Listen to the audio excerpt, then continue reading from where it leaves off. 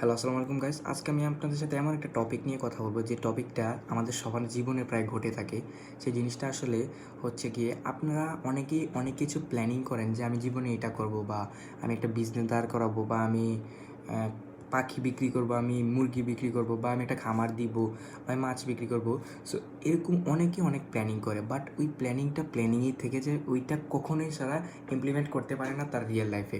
তারা ওটা ভাবে খালি যে আমি বিজনেস করবো, আমি দোকান দিব বা অনেক কিছু করব, এগুলো খালি তারা ভাইবেই যায়। সরি।